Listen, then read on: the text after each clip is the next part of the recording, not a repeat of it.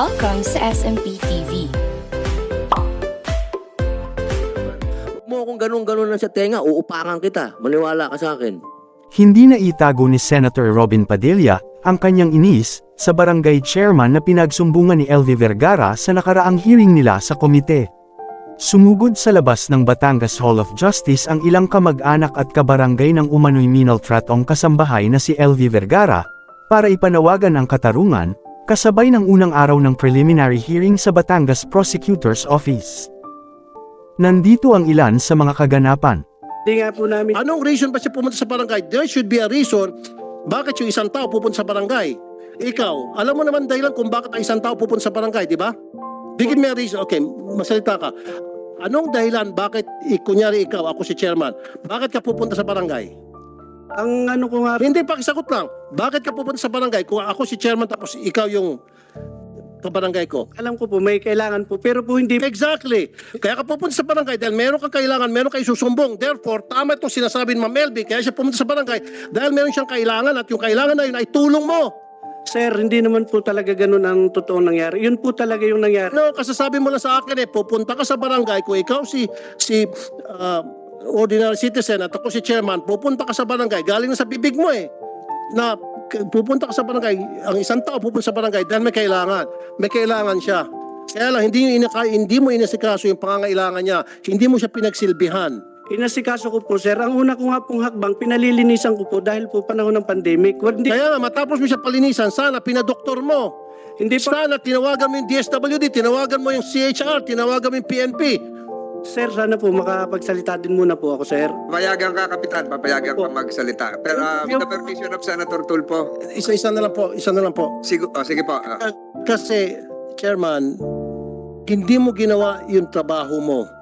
Sa magkanong kadahilanan na hindi mo ginawa yung trabaho mo ng tama. Kasi kung ginawa mo yung trabaho mo ng tama, hindi na sana lumala pa yung sitwasyon ni Ma'am LV. Kaya sa lumala dahil sa naging pabaya ka sa iyong tungkulin. Kung ako dito ngayon sa committee, sampahan ka dapat ng kaso. Sir, Dereliction of duty. ayun po naman, sir, ay nasikaso po namin. Hindi pa nga po siya nakakapagsalita. Dumating na po yung kanyang amo. At sinabi po niya na sinusundan niya at nakaalis po sa kanilang tindahan. Yung Di mas lalo nung dumating yung kanyang amo, mas lalo ka dapat magtaka. Saan sinabi mo sandali lang, hindi mo ba sila pinag-uusap? wala naman pong naging reaksyon si Nanay Elvis. Sumama po naman siya ng kusa sa amo niya eh. Imposible naman yan. Kaya nga siya lumayas tapos sasama ng kusa. Wala pa nga po, Senator, na siya reklamo po sa amin. Mr. Chair, ipaano natin to, lie detector test, and then kapag lumitaw na sa lie detector test nagsinungaling to, ikulong natin sa baba. So kukulong kita. Napakasinungaling mong tao ka. Kapitan, kilala mo ba yung amo ni LB? Ano po yun? May tindahan po sila. Yun lang po ang aming pagkakilala. Pero ni number po nila, wala po kami. Kilala po. Kilalang tao yun doon.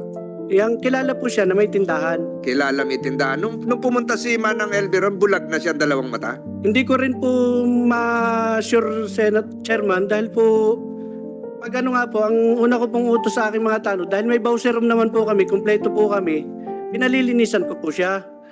Yun po ang una ko pong naging po sa Nanay LB. Manang LB, nung kayo po ay pumunta kay Kapitan, dalawang mata niyo po ay bulag na o nakakakita pa kayo ng kalahati? Isang mata ko po, yung kanan. Ang Tapos po, kanan po ay nakakita pa. opo. So nakaharap niyo po si Kapitan. Opo, narinig ko po yung sabi niya po sa amo kong lalaki. O Sir Jerry, na parang nandito yung sambahay mo, nandito. Tinawagan o magkaharap? Hindi, para pong tinawagan, kausap. Wala po. Kinausap sa telepono, Opo, yung Jerry, yung amo mo. opo. Oo. So hindi totoo yung sinasabi ni Kapitan na kasunod mo na yung amo mo. Hindi po. So Kapitan, Sandali, Mr. Chair.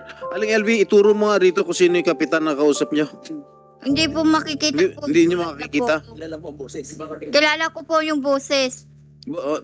Nabobosesan ninyo. Opo. Pwede mong ilarawan ang physical condition, malaki ba, mabalik? yung tayo naririnig ko yung tanong ng iyong abogado, sa natatandaan mo, Yung yan ang itsura ng kapitan na nakita mo no, kahit Yung- isang mata ka, Mataba po siya ng kaunti at yung matangkad-tangkad.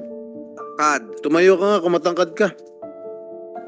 Tabangan. Medyo ano ka. Di ba tinanong mo dapat? Di ba automatic yon pagka sa barangay, tatanungin mo yung dalawang partido? Di ba? Di ba ano po yan? Yan ang SOP? Ay, yun po lang sir talaga ang naging pangyayari po sa Hindi, barangay. parang sinasabi mong hindi mo ginawa yung trabaho mo. Eh, ginawa ko po sir dahil Hindi mo kinausap. Di ba ang trabaho ng chairman, pakinggan mo yung dalawang partido? wala nga po sinasabi si Nanay LB. Hindi mo nga tinanong. Tinanong mo ba? Tinatanong po namin, hindi po siya Tinatanong mo si nanay. Hindi po naimik.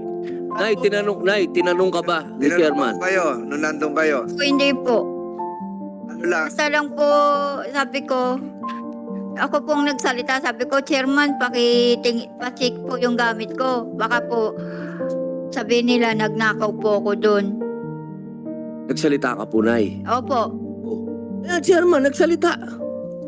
Madami po kami doon, Senator, kaya po alam po ng lahat na hindi po naimik po si Nanay LB. Bakit pa siya tumakas? Kung hindi naman siya iimik, nandun na siya. Hindi nga po namin sir alam na yan ay katulong ni Sir Jerry. Ang pagkakikita ko po sa kanya, akala ko po yung naligaw na taong grasa. Kasi nga po si Nanay LB, talagang medyo madumi yung kanyang katawan po. Hindi, alam mo na nga na hindi na nga siya taong grasa dahil dumating na nga yung amo di ba? Dumating na nga Ang ano dito, chairman, hindi mo ginawa yung trabaho mo. Dapat kasi tinanong mo din siya kung ano po ba ang sitwasyon, ba't kayo nandito sa barangay. Natural yun yun ang una mo dapat ginawa, chairman. Huwag mo akong ganun-ganun na sa tenga, uupakan kita. Maniwala ka sa akin. Hindi dumating ang mga inirereklamong mga amo na sina Jerry at Franz Ruiz. Gayon din ang kanilang dalawang anak, na nahaharap sa reklamong serious illegal detention, serious physical injuries, at paglabag sa kasambahay law.